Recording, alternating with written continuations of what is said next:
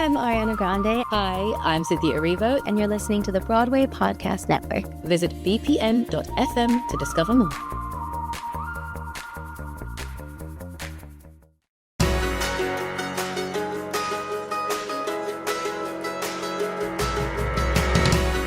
Hey everybody, welcome to the end of year episode here with me. Gosh, I'm tired. It is with me and Mike Abrams. Hey Mike.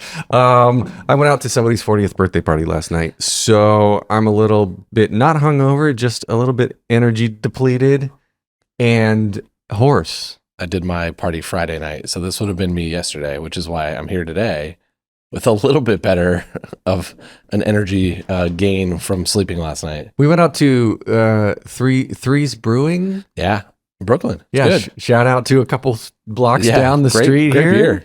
And they rented out the whole place, and it was just dancing. Great, it's got a DJ. great patio Anyway, when it's summer. That's where they had the food. It was natural fruit, and we had oysters. They had Grand Army oysters, and we had way too many. I've got a picture of a friend of mine. Who, with his permission, I'll post this on social media, but I got to show you this picture because he just loves oysters and has literally a plate full of oysters. Full plate. Nothing on his plate but oysters. This is the fanciest I've ever seen threes. Yeah, it's pretty good. Well, happy end of year to everybody who has stuck with us. Happy end of 25. Hopefully 26 may be better if 25 was bad for you. But show-wise, my 25 was pretty good. Yeah, I saw some good things. I saw some less than good things, but I feel like it was a positive and strong year of things I saw. What was the very first thing you saw in 2025? The very first thing, shout out to the Mezzanine app, because this is how I can keep track. I flew home, and I didn't think I was going to make it, but I loved Teeth.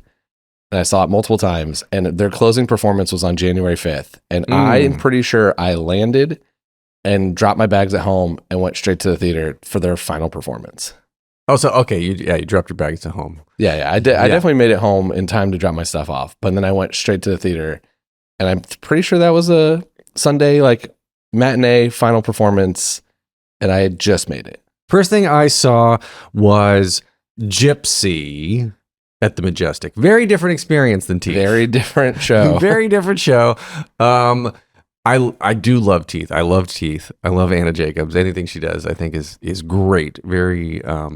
We need more Anna Jacobs in our life. More Anna Jacobs shows. Gypsy was my third show this year. What did you think of Gypsy overall? I did. With most things that you'll see, I mean, if you know or if you're familiar with my show, it's all cat space. And if you know my history, my theater experience is pretty limited prior to moving to New York. So I didn't know much about Gypsy except for the song they sing on Glee. And I knew Audra McDonald was going to be great. And so I just didn't know the story. I didn't know much about it. That's not, again, that's the lore of the theater that I just don't know. And so I was really excited to go see it. I thought the performances were incredible. I just thought it was so fun. And then I had really good seats. So when Audra runs out, she stopped right next to me. I was on the aisle. So it's just like a really fun, cool experience. Like, hey. It's like very classical theater too. Like it's one of those things where I'm like, if you like the theater, someone said this, I forget who, a long time ago, theater with a capital T. This is theater with a capital T. Fair. Very fair. I wish they would have done more. When you're going to revive something, I want to see it different. And I don't think there was enough difference about this compared to previous versions, but Audra slayed it. I couldn't tell you original, so that's why I was like, yeah, it's great. I saw the famous Patty version a decade and a half ago, and that was great. And I loved that probably because that was the first production of that I had seen. Okay. So, anyway, I think they could have done more different, but overall, yes, production was great. Performances off the charts, just incredible.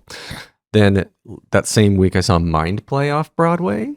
There was a Mentalist. A Mentalist.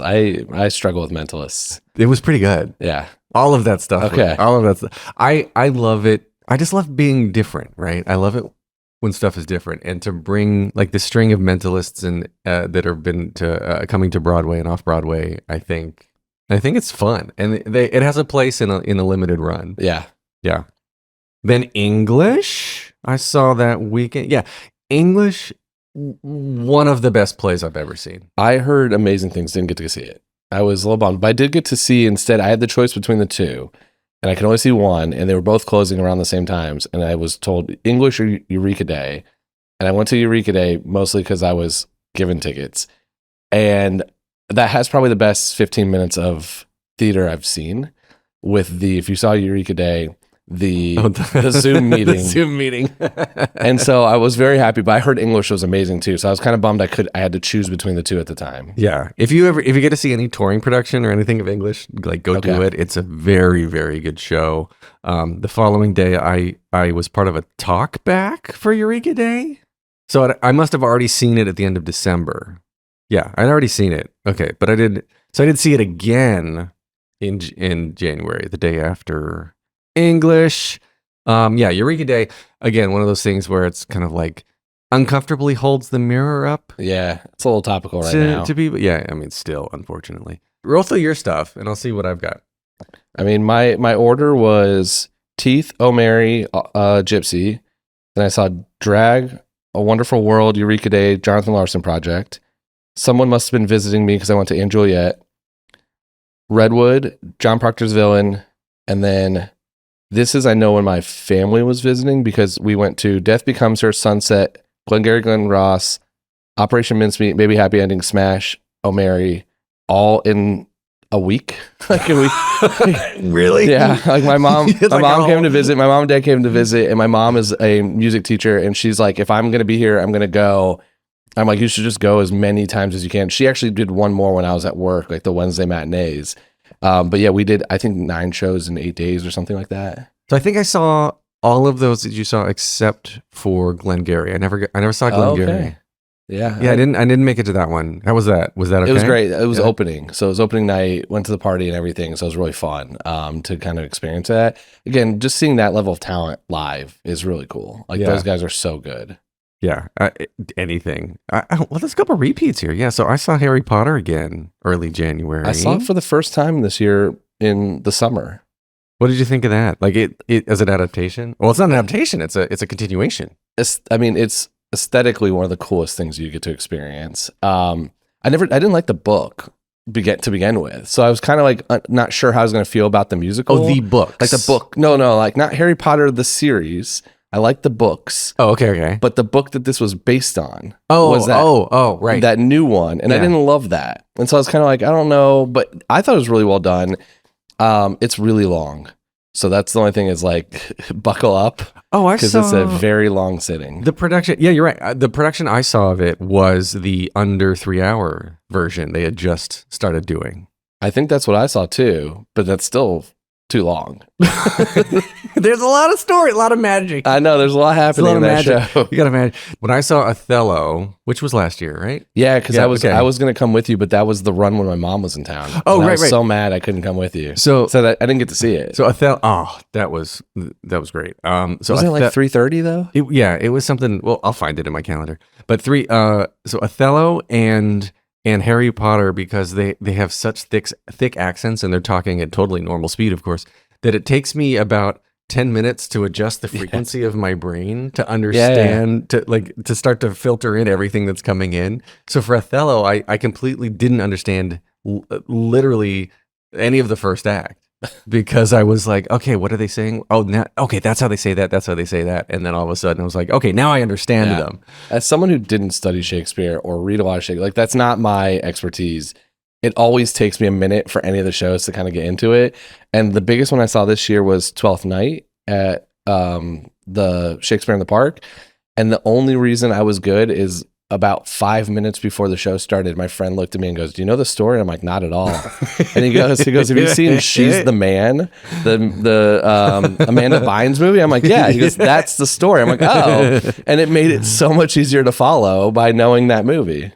Now I got to go watch the movie. Yeah. I don't think I've ever seen it. It's 12th Night. Let's see. I did some, let's see. Oh, Broadway Con. Yeah, that was the beginning of February. Yeah. That happened. Had some good panels there. Hosted again. Conversations with Mother off Broadway. That was that was a fun show with Matt Doyle. I didn't see that one. Caroline Aaron. Didn't see that one. Caroline Aaron? You skipped. Did you see Redwood? I did not see Redwood because, well, number one, like I sometimes I just like, if there's a lot of stuff going on with the kids or whatever, then sometimes I'm just like, I can't see something this week or whatever. And the press invites come in relatively last minute sometimes. Yeah. The advantage of having a podcast, sometimes we get free tickets. And like, here's your 3 days. Yeah, here's your 3 days you get to choose from, and you have 3 days to decide. And which, by the way, not like a gift horse in the mouth. Thank you. Yeah, thank you. Thank you for that opportunity. That's why we can talk about a lot of these shows. And Redwood, I missed the Redwood press opportunity, and then it announced it was going to close, and then I didn't follow up on it just because I didn't, and I feel like now I should, because I feel like that's something that everybody is going to have in their cultural zeitgeist that now I've missed. It was an experience. That's I actually, the hardest part for me, I mean, I've not seen her live on stage, so that was for me, just that alone was worth going to see. Queen of Arundel. Exactly. Yeah. But I had just gotten back from California, where the fires were like still very relevant. And so it was a little triggering for like that point of like just coming back from that. Yeah. But yeah, it was an interesting show. It was definitely a very unique one.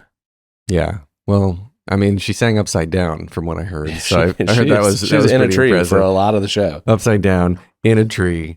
No, Redwood. What else did you see in that time? John Proctor. Ooh, so good. John Proctor was very good. I didn't know much going in. Friends bought the tickets like months in advance because they knew about it. And I like showed up and it like completely took my breath away. Like, just such a powerful performance from everybody.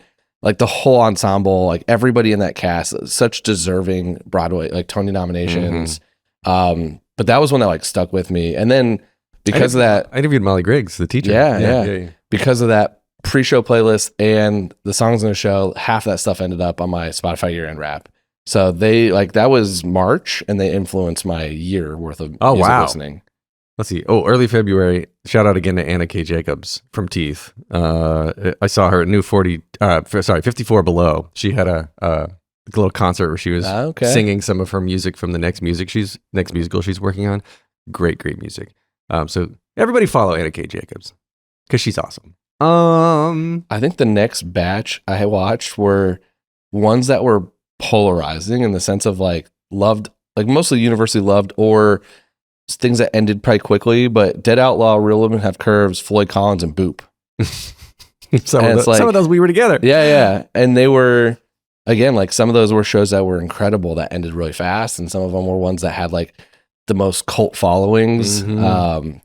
But yeah, that was another little interesting run of shows. Yeah, I saw Wicked in February too, because I had a friend visiting. Oh yeah. So we took the kids. I'm skipping the and Juliettes and Sixes that are mixed in here whenever I have someone visiting. Those are very good. I mean, there's a reason they've lasted multiple years. Yeah. They're very good, especially for Anne Juliet. I say if you don't like musicals, go see Anne Juliet. I send every Midwest tourist to Anne Juliet. Yeah, because it's a musical for people who don't like musicals. Yeah. It's very good. Purpose. I saw opening night? Was it? No, it was first preview. I saw first preview of Purpose. And I mean, again, Carrie Young can do no wrong in my eyes. But that's a show that I think I wish it could have run longer. There are so many good plays. Like, musicals get the glitz and the glamour because they've got the big multi-bajillion-dollar marketing budgets. But plays, I think this is one of those plays where if you're a theater person, this one's top of the list. Where are you in your calendar here? Let's see. I'm end of February. Oh, I'm way further along. I've skipped a bunch of other things I saw in between, but Sunset. I saw Sunset a couple times. Jamie Lloyd Sunset, incredible. Oh, here's my audition for Joy. Oh yeah. I auditioned for Joy the musical. Yeah, that was random. Early March I auditioned for that. Obviously didn't get it. We did go see that. We did. Together. We did go see Joy. That was fun. There, at the end of the day, just going on a tangent, it's easy to say like that's a terrible idea to make a movie or to make a musical or to make a creative adaptation of a story of, like, I mean, even Queen of Versailles, and we'll get to that, but like the story of just how a consumer product was made or someone's seemingly mundane, unusual lifestyle. Mm-hmm. And then if it works, you're like, oh, that's a great idea. Yeah. And then if it doesn't work, you're like, why would anybody do that? So like shout out real quick to everybody who's taking risks. Yeah. Because we won't have the Hamiltons and the Oklahomas and the rents and things that change the game if you don't take risks. Yeah. I mean, making a show about not paying your rent? Oh, that's a terrible idea. Don't go anywhere. We're going to take a quick commercial break. All right, everyone. Now we're back. Once we get to the early phases of summer, I did see cats a lot of times in a row, but all different versions of cats. That's like, yeah. So I saw the circus cats in Aurora, just outside Chicago. And then 2 weeks later, we went to Lancaster for Fulton's amusement park. Lancaster. I'm still calling it Lancaster. Lancaster. It's Amish country. We went to Coaster Cats. Mm-hmm. And then I went to London and I saw Benjamin Button, Evita, and Book of Mormon. Ooh. And then I flew from London to Frankfurt to go to the international tour of cats. I remember that. That was early summer, right? Yeah, early summer. And then I came home, landed, and I think a day later went back to Pennsylvania with you to film more with them. And I was running on fumes when I got in your car to drive over there, or the train we took. I forget which one that was, but I was not well because I had just landed from Frankfurt, Germany. And went like hours later. That was Coaster Cats. That was in the car because we drove through No King's Day. Yeah, oh yeah, we did. Yeah, through No King's Day in downtown. Yes, we did. Buena Vista Social Club. I love that is still running. Oh yeah, because it's one of those things. I don't hear a lot about it, and I wonder if that's because like. I don't know the box offices. I haven't looked at any box office grosses for any of these, but like I know you do a little bit more. Are they like breaking even? Because I feel like so. Maybe they're not. Maybe they either don't need to spend money on marketing, or I'm just not their target demographic. I think it's just chugging along positively. Like not probably selling out every week, but not even close to needing to close. Yeah, not losing money, but slowly chipping away at recoupment. Oh, Othello, here we go. Here's April 2nd. I saw Othello. Yeah, that was very good. It's very cool to see somebody that you hear so much about performance-wise on stage doing their thing. Yeah. I saw Just in Time around that time. That was fun. Just in Time is fun show. Fun. I'm interested to see how it's going to do when Groff leaves. Who do you think they're going to bring in? I don't know. I think there's only one choice. Jake Gyllenhaal? Michael Bublé. Oh yeah, or maybe Michael Bublé, but he's done less. Has he done any Broadway? Because you've got Groban. Oh, Groban would be good too. Groban's done that. There's definitely people you can replace him with, but I think Bublé would be really fun. To have the crooner voice and the charisma, though. Yeah, like Josh Groban can sing, but I don't see him as a Bobby Darin. He can do it. Yeah, maybe. We'll see. Boop. One of my favorite shows. It was great. By the way. Should have went much longer. Should have got, I think, again, another marketing thing where they didn't market it as being family friendly. Yeah. Because at that time, I don't remember what else was around, but it was one of the only, if not the only new musical that was totally fine for the whole family. Yeah. And I don't think they leaned into that enough because I think probably they leaned into the maybe like the sexuality of Boop a little bit too much. I didn't really know what I was expecting. So I went in because of the hype that I heard, and I went in probably pretty close to before it was closing. And so I like made sure I got to see it, but I was towards the end for sure. Yeah. Oh, so speaking of Jasmine Amy Rogers, you saw her in Spelling Bee this year. I loved it. Her performance in Spelling Bee is so good. I've got an interview in the works with her, probably going to happen in January, so I'll probably see it. Have you gone yet? No, I haven't yet. I want to see it before I interview her. I'll go back with you. Let me know. It's so fun. I want you to try to be one of the guest spellers. Okay. How do we have it? Oh, how do we do just go early. So you go early, you put your name down, and they, I think, randomly draw. However, celebrities get picked. So maybe if you talk to the people that you're interviewing with to see if they can put you in, they pick, I think, 4 people. like from the audience, not just randomly. Like you have to say you want to do it. And you are part of the show for a good portion of the show on stage until you Do you have to be a good speller? So I've only seen it once, and I've never seen any other production. Everybody in my show, they got the first one right. They weren't hard words, but they weren't easy. It wasn't like a give me type of like very over the top easy, but everyone got the first one right, and then they very clearly make the second one impossible. Except for my show, it was so funny. She had to have been 10 years old. Everyone else is an adult. She had to have been probably 10. She got her second one that was like too hard, and she got it right. And so they just called her back up immediately again, and it was like, for everyone because it was matinee, I was like, everyone with dinner reservations would really like you to miss this one because they try to get you out of the second one. Right. Dorian Gray. Oh, I missed it. Talk about 30 great performances by one person. Oh yeah.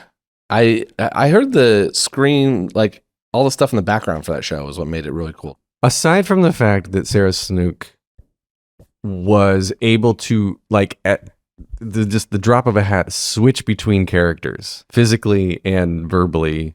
Like, she would look at camera one, another character, immediately flip this fast and look at another camera. It would just, every different camera was a different character.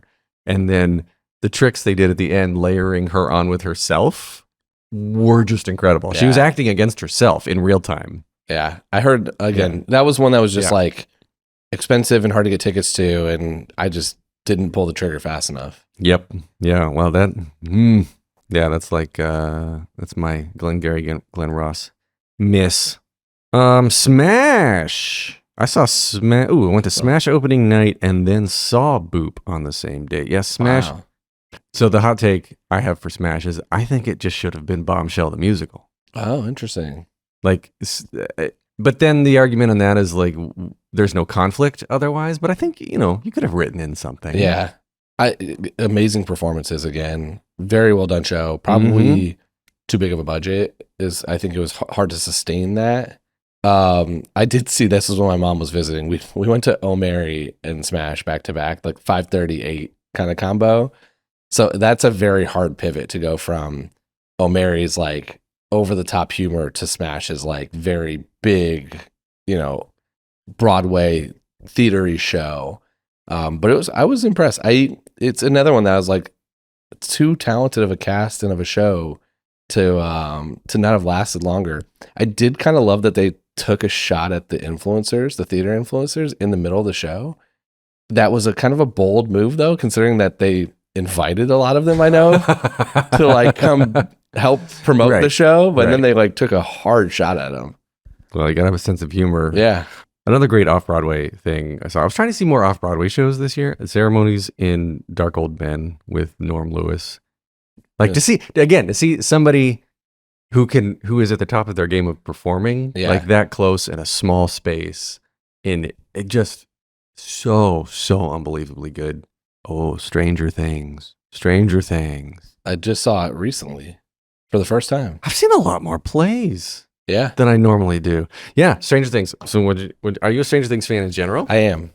I mean, I'm from Indiana, so the minute that's how they got me for season 1, by just throwing in 80s Indiana. Although I did see, someone sent this to me, and it's a very real gripe from people from Indiana, and it's kind of comical because it's probably not for this audience, but I'm going to say it anyways.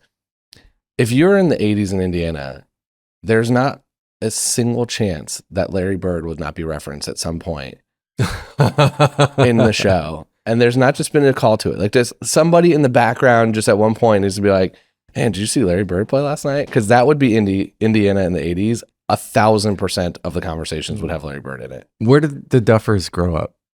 Are they from Indiana? Is that where they said it? I don't know. I have no clue. I don't know. That's a good question. Because I feel like, to your point, if the Duffers said it there because that's where they were from, they would have written that. Yeah. It could just be the made up Indiana city. It's not a real city, so it's like made up Indiana city. But that is a real gripe of mine. I do like Stranger Things. I am caught up. I thought, the play is just, I sat in the front row. I got lottery tickets. So I sat in there's actually 2 seats on the front right by themselves. And my friend and I sat there. And that is quite an experience to be there because they run in front of you. Like before Act 2, the lady was like, you need to move your backpack. I'm like, do I? And she's like, no, you need to move your backpack. And they like sprint in front of you. So it was pretty cool to have. They go full out. So I interviewed Gabrielle Nevea recently, and she was saying like it was the third attempt to schedule the interview that actually went through, because the first one she got sick, the second one she was having like muscle spasms and had to go to physical therapy and cancel on me and then we talked about it in the episode. The third time we tried and finally got together, that it's like sprinting for 2.5 hours, and people don't realize how hard like all shows are in general, but that one specifically, and her characters they're just running she and falls down the stairs, jumping. There's a lot in that show. There's a lot. Real Women Have Curves. R.I.P. That was a good show. That show deserved longer, much longer. Yeah. Is it bad to say I like almost all shows? I really like shows. This is where I'd be a bad critic, because even the shows that I didn't love, I'm not going to shout them out on here, I could tell people that I know that would enjoy them. Sure. I could be like, this is a thing that you will enjoy, even though I didn't enjoy it. Mm-hmm. And there was a couple of them there's at least one I know that before we saw it together. Floyd Collins. I wasn't going to blow the spot. But that was a show where I only heard extremes. Yeah. I either heard I did not enjoy this at all, or I heard this was a life-changing experience. Yes. For people. Same. And so I find that really interesting. That's like, I think that's a cool part about theater is that just because it wasn't for me doesn't mean it's not for somebody else. Right. And the reasons why I didn't put it up there as one of my favorites is probably the reason somebody else thought it was great. Yeah. And like I get kind of literal about what I like and dislike about things sometimes, because like Floyd Collins was at the Lincoln Center Theater. Yeah. And it's just a huge stage with a huge big stage, fly, lots of room, tons of room vertically, and I wanted to see more vertical action, like up and down cave style stuff, which again, I don't know the financials, I don't know the logistics, I don't know if it was just like we can't afford a budget, or we can't afford to build out a cave, or the automation of all this is too much. Yeah. But you know what I mean? Like there's so many reasons why it couldn't have done, and then that could have overcomplicated it for somebody else who loved it. I have a lot of unanswered questions from that story that they told me just enough to get me interested, but didn't finish. Like, I want to know so much more about the sisters' mental health issues that they tease. I wanted to know what happened to the dad. And so that was kind of my biggest gripe is that they gave me just a teaser of all these like little subplots and didn't close enough of them for me. And that was like, I was like, I want to know more of those. Let's hang out with Mark Kudish. Okay. We'll have lunch with Mark, and I can ask the follow-up questions. This is if you haven't figured this out yet, this is like my cat's questions too. Same thing. I have so many unanswered questions, but they don't tease those as much. It's a little bit more happening in the background. Are you going to start a second podcast called The Wrong Floyd Died? Yeah. Stuck in the wrong cave. It was his brother was the superstar from Teeth, though. So that was like when he first came out on stage, because I didn't know anything about the show walking in except for Jason Gote. Of the story. And when he walked out, I was like, oh, Modest is Hottest. Yep. So let's sing that. Yep. Jason Gote, shout out. Let's see. What else we got? Jason, if you listen, I really want your jersey from Teeth, your basketball jersey. If anybody knows how to get my hands on that. Probably Anna. I really want that. Anna Jacobs would know where it is. That's the one prop from a show I've wanted for a long time. Let's see. I wonder if you could buy it.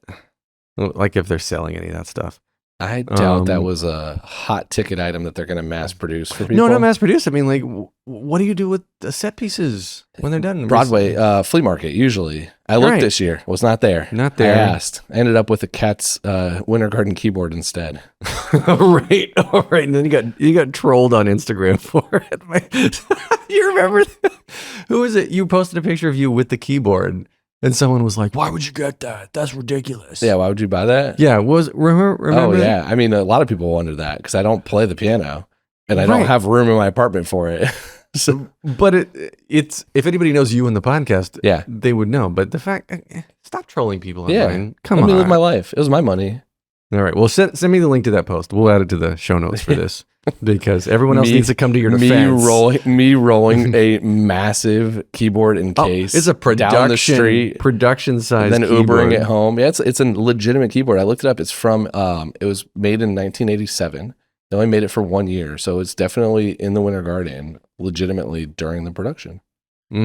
Oh, this isn't a show I saw, but I did an interview in middle of summer with Anissa Folds and Anthony Veneziali from Freestyle Love Supreme here in New York, but they were doing a show out in San Francisco. Nice. That I talked to them about, and just two of my most favorite, nicest people. Like all of the FLS crew are so positive and supporting, and they always just get. I think Anissa Folds was Ginger Twinsy. Yep. Yeah, she left this show and went straight into Ginger Twinsies.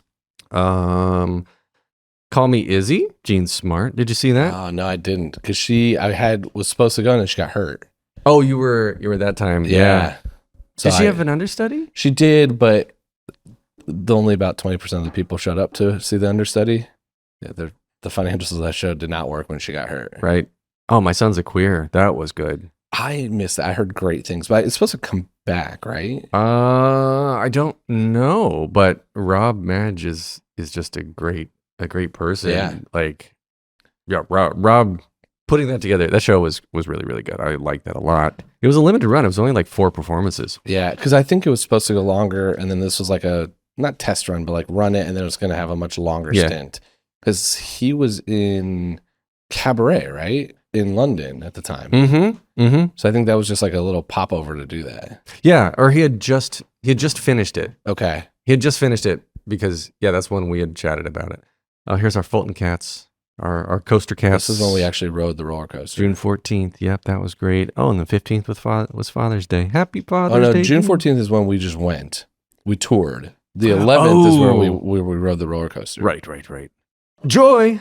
So let's see, beginning of March, right? That's when I had my audition. April, May, June. So 3 months later, they were opening off Broadway. Yeah, we were there like a couple days before opening. I went with you to this one. Yeah, that was good. That was a good press night. Usually, if like you get one of the most requested press nights, you get to see all your friends. Yeah, because that's true. That was like everyone that you knew was in that audience that night. Yeah, there was a lot of people, and then. Like friends of the other people invited as well. Like we all know each other. It's a very, very insular community. Don't go anywhere. We're going to take a quick commercial break. All right, everyone. Now we're back. July 11th, Coaster Cats. How'd you get Joy before then? Did you go twice? Yes. My Joy is the 17th with you. Yes, I did go twice because the first time is when I got the mop. I got a mop. Oh, okay. So yeah. Oh, you went to that was like that. I didn't go to that one with you. That was literally like an industry reading. That was an industry. Like it's an industry thing. We got ice cream at intermission. Yeah, it's fun. So then we took for Coaster Cats when we actually rode the coaster. We took the train. Yeah. Okay. Now it's all coming together. Too much Jellicle partying. Oh, and then Joy again. Yep. There's another Joy. That was the Joy I went to. Yep. Okay. And then I got nothing until August. Then the few days later, wife and I went on a double date with our cousins to Hell's Kitchen. Nice. Neo, come in. I want to see Neo do that show. Right. Hell's Kitchen, that's still good. That's still good. I think they turned the bass down, if anybody's wondering. August 1st. Operation Mincemeat. That was fun. I had a blast. That was fun. It was also, do we have 2 or 3 understudies? Like we went for... right. There were 3 out of the 6 were understudies that night. It was so fun to have that because I did see the first time with everybody. Yeah. But yeah, that's such a fun show. Again, that's one of those things, going back to one of the very first things we said, we're like, if it had not worked to be like, yeah, let's make a comedy about how the World War II tricked Hitler, let's make a comedy about how the British tricked Hitler to help win World War II. Yeah, that doesn't sound like a fun comedy. Yeah. But it really works. It works, and it's got a really good cult following. It's so good. I saw Heathers 2 days later. That, speaking of cult following. I love Heathers. That show is so fun. I saw it in London the year before for the first time ever, and then was so excited. And then when I saw the cast, too, like this cast is just stacked. Yeah. For the show. Benjamin Button, I was in August. I went to London. I saw it this summer. Yeah. That's something. Show. I wanted to come here. A friend of mine that we had lunch with in London, who's a performer, he asked me after we saw it, he was like, what do you think? And like, do you think it would do well in New York? And I was like, the story will be hit or miss in New York depending on how much they stunt cast to launch it. Yeah. That's my opinion. Because it's one of those things where, again, people are going to say, that's a stupid thing to make a musical about, but it's so good. It really is. It really is. It's once style where the musicians are on stage and being actors. And playing, yeah. And I would even, like, in the leads, to really launch it here in the States to get the word out, word of mouth, I would want to have, like, a Sarah Bareilles and, like, a Nicholas Christopher. Yeah. Because you need somebody, like Nicholas, I think will be nominated if doesn't take it. If he, what a performance in chess. We'll get the chess, performance in chess. But to get him out there just to sing this kind of stuff. My fear for that so show good. is if it comes here, it needs, what made it really cool for me was the theater's really small and intimate in London. And we bought tickets last second to last row. And I still felt like I could really see everything that was going on. Mm-hmm. And I think because of the music and them playing, that works in a smaller setting. So I needed to find a house that's like can handle that, and then it'll work. I think here. Yeah, I've got let's see, August. I saw Jeff Ross's show on Broadway at the Nederlander. Yeah. I see what they were trying to do with it, and I think it was a little bit of a miss. It was like too serious of a story to be a full stand-up. Yeah. Are you a fan of his before? Yeah. Yeah. I've been a fan of his for a long time from the roast stuff he did on Comedy Central and knew a lot about him. I was surprised at how many people around me didn't know him. And I felt like that was a show that you go because it's like, the comedian, you know him. And I think if you don't know him, that show would have been very kind of weird to see for the first time because you get a little bit of fun roast, but you also get like a very heartfelt about him story. I think if you're a fan of his, you probably, I enjoyed it because I was like, I didn't know all this stuff about him. And it made some of the other things more clear with how he kind of got to where he was. Mm-hmm. So I really liked it from that standpoint. I wish he would have done more of actually the roasting throughout because that's what he's known for. Yeah. And so I just like, he does it at the end. I would have liked it more through. Yeah. The audience roasting at the end was fun. Yeah. Mamma Mia, I saw that again. Like there's a good reason that came back. I haven't seen this yet. Really? I haven't seen this one yet. Because I'm like, yeah, it's fun. I know it's going to be great. And I just haven't pulled the trigger on buying tickets. I haven't seen it. I mean, it was one of the very first shows I saw when I moved to New York. 20 something years, 20 years ago now. And I remembered it fondly from that point, but now at this point in my life, in seeing so many shows, I realize why it's lasted so long in the zeitgeist. Yeah. I've seen it before. This is actually one of the few shows I saw before I moved to New York. But yeah, I need to go this one. I actually was looking at tickets last night. Just like, I need to finally go see the show. I did have a coworker come visit, and I took him to The Outsiders, and we went and talked to some people from the cast after, which was really fun in September. I haven't seen that this year. I just need to see it again. It's great. Does it still hold up? Oh yeah. Yeah. It's still so good. I mean, there's still some. And they've moved some cast members around. Like they've had some people shuffle out, and everyone they've replaced it for. It's been really great. Emma Pittman's still in it, right? Yep. Yeah. She's still in it. So good. Yeah. One of my faves. I went through a string of not seeing things for a second. September, at the end of September, we saw Art together. Right. September, like stuff. This is when the summer is ending. Everybody kind of takes most of August off in terms of opening things. And then September, it kind of is quiet until everything just starts to rush before Thanksgiving. Yeah. Because it's strategic. You don't want to open too soon before Thanksgiving in case your box office isn't doing well. You want that holiday travel time. Wow. I've gone most of September without seeing anything. And then we get to Art. Yeah. September 26th. What'd you think? Buster Jones. What a moment in that show. He delivers the best part by a lot. I mean, yes. He goes on an entire, multiple minute rant that is just incredible acting. Should rename it How I Met Your Buster for Jones. Yeah. Yeah, I like that a lot. It was very cool to see the three of them on stage together. Again, like when you get people who are very good like that are just on stage nonstop. It's a level of performance that you don't often get to see in real life. I then the next day I went to Damn Yankees out in DC, which is the first time I've ever seen that show and had a blast. Went to go see Anna Viafane. And so that's a good cast. I think it's rumored to transfer. I hope it does. So if it comes here, go see it. Baseball shows. We need more sports shows. I saw Punch in October. Nice. Did you hear about that? I did. I didn't see it though. Yeah, that is all based on a true story. Yeah.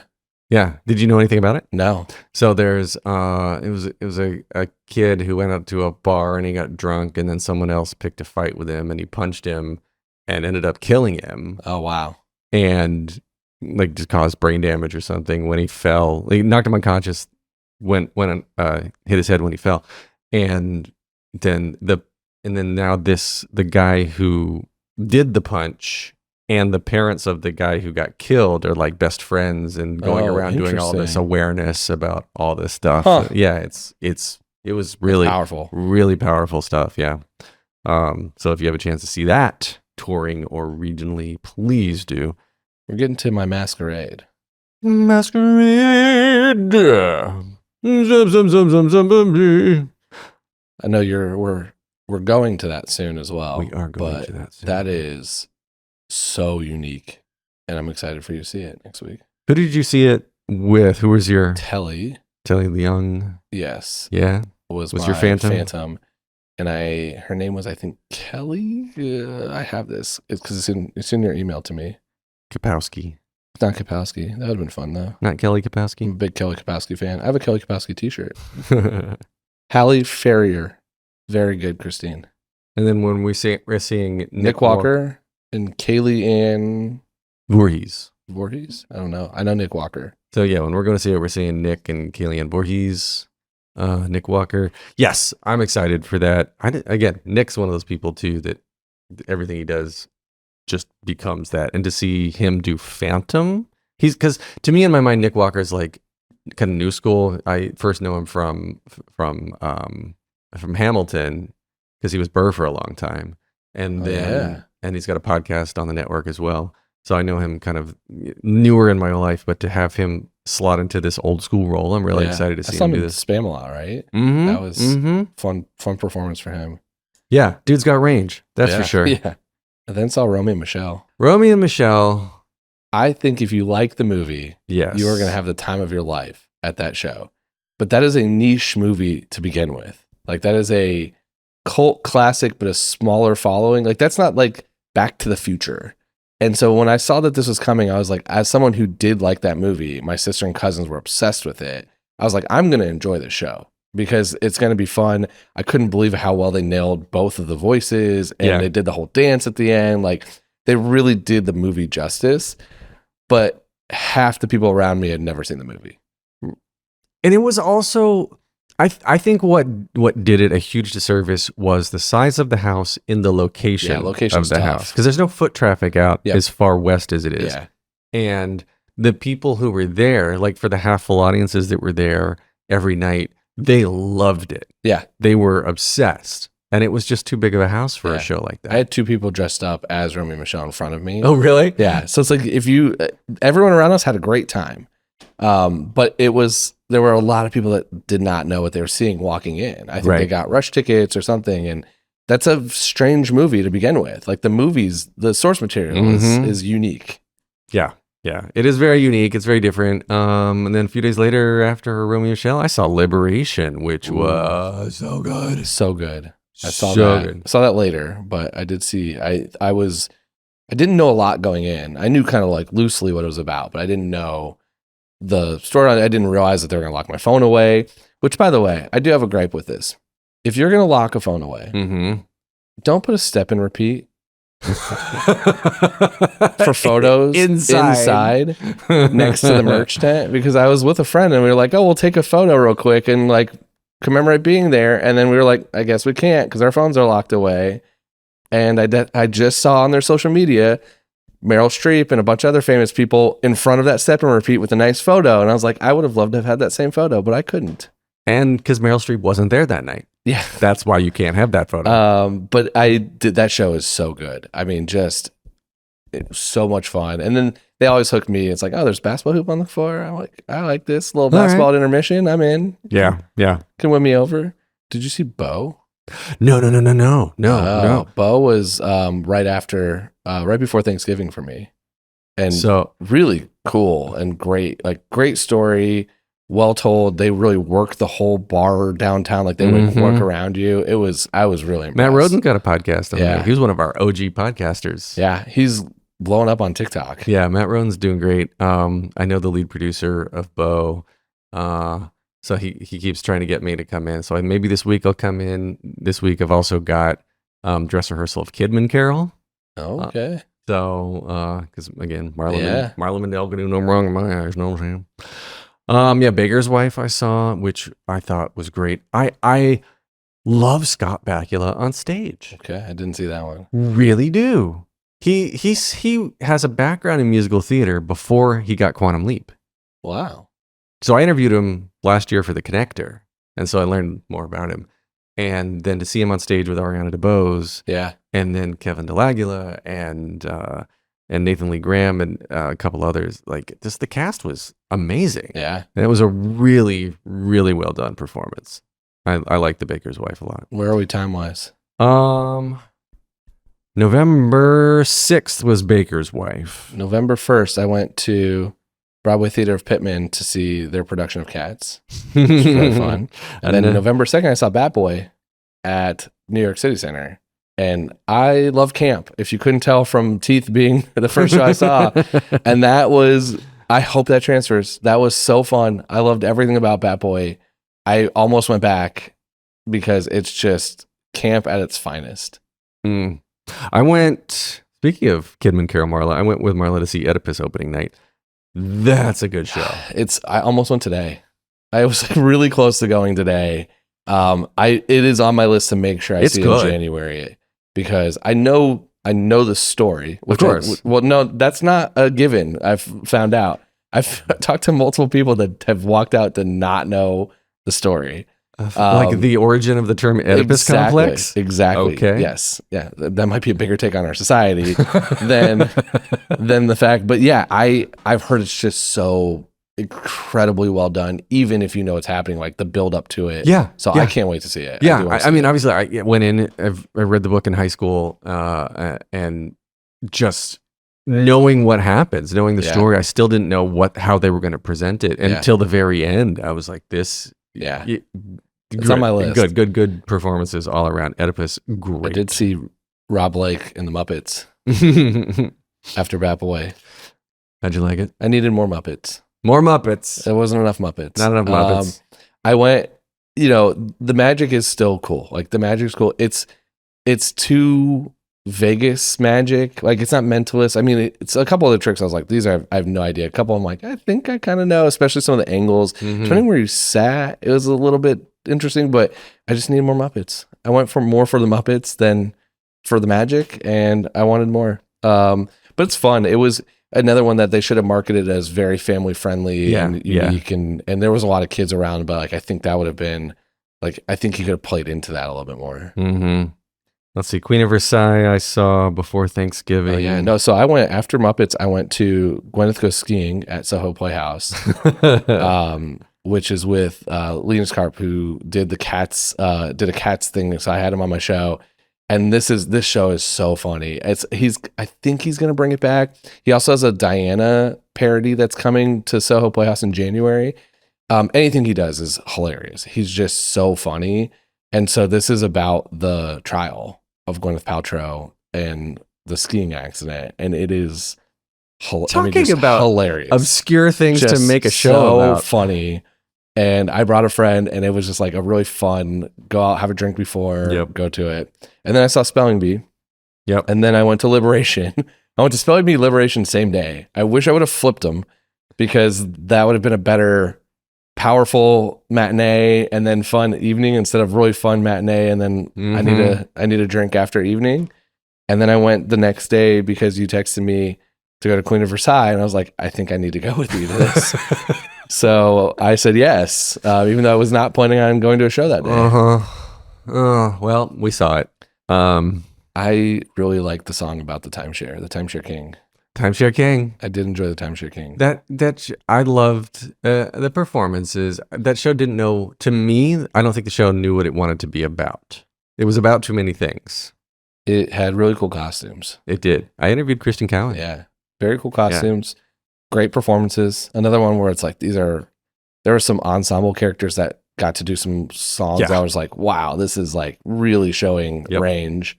But yeah, it was an interesting choice, interesting show. Chess. And then I saw Two Strangers before Tess. Oh yeah, Two Strangers is so. I need to go see that. I just so good. I just interviewed Christiane Pitts this week. It is the interview hasn't come out yet. So good. It's fun. It's funny. It's lighthearted. There's some delivery of jokes that are just perfectly timed. But that was like, I know it had good reviews, but I just hope that show has like the maybe happy endings where it's just like it gets its audience and it continues because it's so well done. That's what I've heard, that it's right now being called sort of like having a classic cult following. Not classic because it's new, but it's got a cult following of people who just love it. They know what they love it. Yeah. And it needs more word of mouth. And then Chess. Chess is the end for me. Dude, I maybe would say that was my favorite show. My favorite musical. Favorite musical of the year. Chess. This year. I mean, it's hard to beat those performances. I mean, everybody's 11 o'clock number. All three of them. They all get their moment. They all get their moment. Actually get multiple moments. Oh my God. And again, Nicholas Christopher again just came out of his shell. I knew the least about him of the three and was the most impressed by his performance. Oh yeah. Yeah. No, I saw like a more depth in Aaron Tveit in this than I had seen in other things. I never saw him in Next to Normal. I'll asterisk my statement with that. But like again, let's make a story about chess in the Cold War. Like ridiculous story idea, but such a well-crafted show. Yeah, such a good show. Don't go anywhere. We're going to take a quick commercial break. All right, everyone. Now we're back. So there are two others from the beginning of the year that we didn't talk about that I do think deserve a shout out. I did see Drag the Musical in New World Stages. Very fun, very clever, kind of new, again, campy, knew what it was, knew what it wanted to be. Everyone had a good time that went in there. And then very different, but the Jonathan Larson Project. Yes, yes, I saw that. That is something as someone who doesn't know as much about his history, to be able to hear some of the story and then see the performances and get to learn a little bit more from the creative team on that was a really cool show. December 9th, that Tuesday, I saw the Red Bucket Follies, the awards that BCF, Broadway Cares Equity Fights AIDS, does to celebrate all the maximum amount of money that all the shows have raised. And I saw a performance. They did a performance of Vape, the Grease parody there, which looks it was so funny. Okay, so I want to go see Vape. I'm interested to see that. So we should go see that soon. What else? We've got Masquerade coming up. We've got Masquerade coming up, which I haven't seen yet. I'm excited about that. Very excited about that. I got to go dust off my real clothing for that. And then that's 12th night, Shakespeare in the Park. And now we are today, December 14th. Angry Alan. Yeah, Angry Alan I didn't see. John Krasinski was he good in that on stage? He's so good in that. Yeah. It's just one of those things that there's a kid in it for a little bit at the end. But he carries the show the whole time. I mean, it's just monologue after monologue after monologue, only him. And it's really impressive to see. Yeah. It's always, it's hard. I've done like a one person show before, and it's easier once you get your blocking on stage, but to memorize all of those, it's hard to start with. You just have to get on stage and put movement to it. So you can, like in my mind, I'm like, okay, these lines go in this bucket on stage, and these lines go in that bucket on stage. Well, then he comes out into the audience at points too. Really? Yeah. Wow. So he's doing some work. He was doing a lot of work in that show. Yeah. What are you most looking forward to coming out in 26? Well, obviously, I'm wearing the hat, but Jellicle Ball. Jellicle Ball coming to the Broadhurst Theater. I cannot wait. I'm very excited to see what they do with it. Like, they have to make changes, and I did talk to Cooper Howell for a recent episode, who's an associate director on the show, and they can only tease so much of it because they didn't want to get into all the details. But they're not going to have the runway in front of coming out into the audience. So really? I think they're going to be doing some other cool things. They have to that opens up more things because everyone's on stage together. Whereas if at the Pack, depending on where you sat, you got and I sat in 4 different locations the 4 times I saw it, and I got a very different experience all 4 times. Yeah, we were at the cocktail table, right at the tip right of the runway. Front. Yeah, I sat on the side. I sat behind Andre DeShields one time. I sat over on a different side, and you kind of get whoever the characters around you are. But this is going to be a little bit more everything in your front view. So I think it's going to be really cool. They'll do some stuff. I've heard some rumors, some other things they're going to do. I don't want to spoil it. I'm hoping to do a lot of stuff with their team this upcoming year, but I'm very excited for that because most of the cast is coming back too. So they've got, it's just such a fun show. I feel like it lends itself to a sort of stage setup where, like the Moulin Rouge has, where there's part of it that cuts through the audience a little bit. Like you need some sort of. I think they've got some ideas. We'll see. Don't spoil it. I don't want to spoil anything. It starts in March, so we're not far from the first performance. Not. What else is opening? Let's see, Schmigadoon. I've got high hopes for. Schmigadoon should be good because Alex Brightman, I'm a fan of. Yeah, and I think he's just comedy gold. There's the Lost Boys that come in. The Lost Boys, and then, which by the way, I love how Casey Levy, like publicly said, like, here's why I'm stepping away from it. And then Shoshana Bean came in and was like, I'm coming in. And the two of them supporting each other, not like being competitive and saying, I got it now. I don't know. They're just currently on stage together right now. So hopefully they're somewhat friends, right? Like, I need to go back to see that. I saw Ragtime at City Center. I've not seen it at Lincoln Center. I want to go back. Yeah, I need to see Ragtime at Lincoln Center. I need to see, I missed Bat Boy. I hope that transfers so badly. It's just fun. Rocky Horror is coming back? Oh, yeah. Rocky Horror is coming back. I am excited for that. Rocky Horror, rumored to be at Studio 54. Interesting. That will be good. Then Jellicle Ball, Dolly.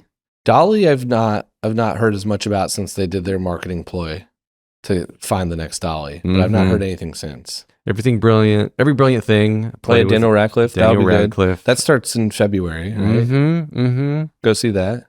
Let's see. He'll be great in that single one-man show. Yeah. Again, just another wonderful performer. Gosh, Rocky Horror, Lost Boys. There's not as much Jellicle Ball that I've seen. Schmigadoon. Those are kind of like those are the main ones. The big musicals. Yeah. I'm sure other things will kind of come. Of course. There's a couple things I know that are being teased, but nothing official. Sure. What is your biggest takeaway from 25? I'm trying to think. I saw a lot more range this year. Yeah. I think than most years. I think I saw more plays than I normally see.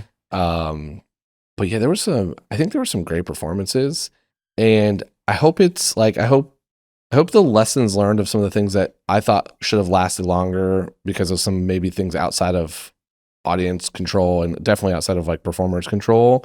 I hope that some of those things are brought into this next year of like, maybe they get a better shot of some of these things sustaining. Yeah. I mean, I say it every year. A lot of the issue that I see, a solvable issue is to organize and have some sort of regular marketing program that's targeting regional cities. Yeah.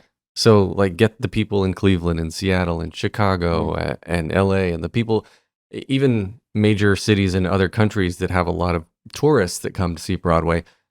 There should be some marketing out there so you don't have to rely on local word of mouth once you show up. We should already have something promoting it. And I know this is all money and it's all political and whatever. That's a separate conversation. But yeah, that for sure.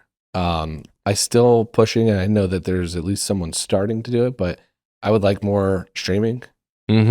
Just put it, and I don't need anything crazy. I don't need this CNN George Clooney night, like where that was like fully produced. I'm talking like throw the camera we're using at the back of the theater and hook it into the audio and charge me a ticket price and let me watch it. And not me here in New York, but there's so many shows that I've seen that I know somebody at home where I'm from in Indiana that would have enjoyed it. And they're just not going to get a trip to New York this year. Or they're not going to get a trip in time to go do it. And I was like, that would be, I want opportunities for them. Yeah, that's a thing. I mean, it's all financials because like a real pro shot costs like $2 to $3 million. Totally. Yeah. But I'm not talking about a real pro shot. No. But again, like as put your business cap on, if you were a producer, would you want to have some like a single cam on a tripod representing your show, or would you want something more produced? Like when when Pearly Victorious aired on PBS, I thought that was like, I think they just aired the pro shot, right? But it was. Yeah. But so tell me, this is where maybe we differ. Where, if you ever look back, if you're in the orchestra, you ever look back and there's the screens where the conductor is for the performers. Yeah. If you stuck a camera in between those and pointed it just as a wide shot of the theater, of the stage, and then hooked up to the sound audio that you already have mic'd up for the theater, I would pay for that for certain things when I'm not home. Now, again, this isn't for me in New York. Like the New Yorkers, if you can afford it, you should go. There's a lot of affordable tickets and a lot of ways to get into theater at that place. For my mom in Indiana, she'd pay not a full ticket price, but she'd pay a renting movie on Amazon Prime ticket price. That's a really interesting concept, because maybe if you just had 4 cameras or 3 cameras locked, mounted to that exact area, and one was a wide shot, and then it was 3 medium shots that had different sections of the stage. Yeah. And then you could then you could do a very simple multicam cut. Don't think you need to cut it. I think that I've sat at that seat, front row of the Mets, great seat. Yeah. That's that same view. I'm getting sun in my eyes now. That is the exact same view of that seat. Yeah. A expensive seat too. Front row Mez is an expensive seat. That's the same view you get. So why don't you just give me that shot wide angle? Well, maybe in the show that I'm helping put together, we can make it happen. There's got to be some union laws. There's way more to it than I don't know from a business perspective. But I think there's an audience for it. And actually, I was so passionate about this that I know, I'm going to draw a blank on which show it was, but it was 2 years ago, one of the nonprofit theaters, like MTC or somebody, did that for like 2 weeks, and they sold tickets, and they weren't cheap. They were like $60, $70 tickets. And I couldn't go. I was like, I will pay for it. So I did a sweepstakes, and I paid for one. I was like, I will pay for somebody who's not in New York to go watch the show, because I want this to succeed. Because I think if this proves that this is a model, this becomes a thing. And I think you could limit it to not in New York or whatever you want to do. Oh, interesting. Did it work? Like, you got a lot of people enter? We had a good amount of people enter. Yeah. It was more of a niche play. Like, it's a nonprofit, smaller off-Broadway play. And I still think it did pretty well. But I was just passionate that, like, if this is a model, it's another revenue stream that really has low cost if you do it right. Interesting. And I think it helps you build an audience, because I do too. I rewatch shows. So like, I would have no problem on and I don't think you have to make it like a 24-hour thing. It's like the show starts at 7. We're streaming today live. You get today's performance. Yeah. No, I totally agree with that. All right. We'll see if we can make this happen. It's a lot of union stuff, but there's more to it than that. Cause I know if it's that simple, everyone would be doing it. But I'm passionate that this is a opportunity for accessibility for other people not in New York to be able to see these performances. Yeah. All right.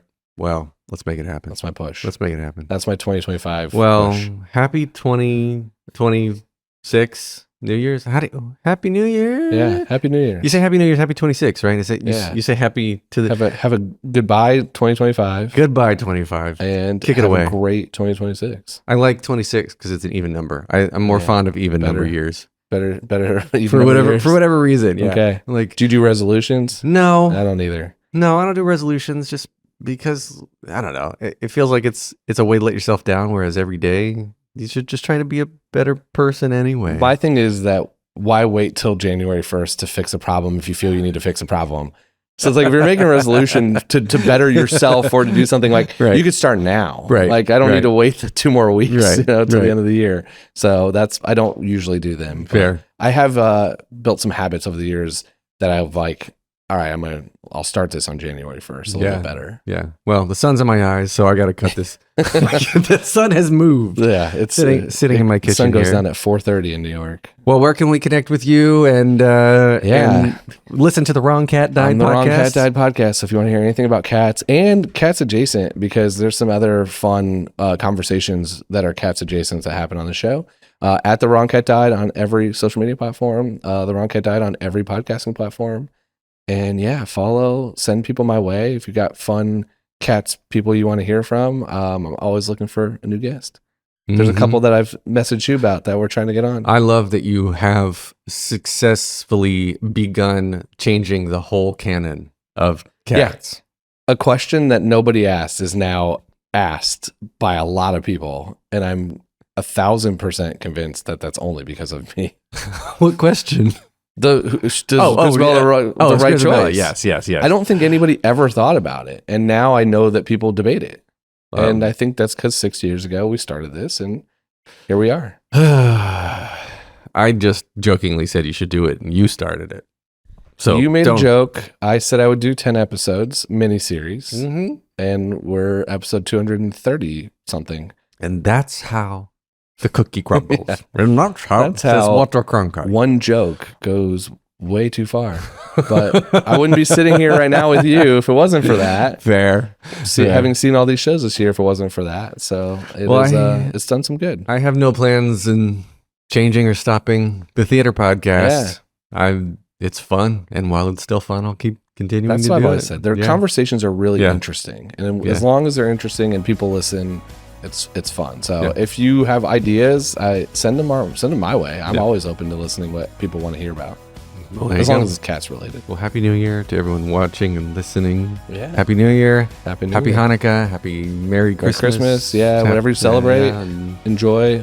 Hopefully you have time with friends and family and time off of work. That's right. Hopefully. All right. Bye, everybody. Like and subscribe. Yeah. Happy New Year. All those things. Delete this ending. Delete this ending? No way. Keeping this in. All right. Bye. Take a deep breath, make the world a little colorful.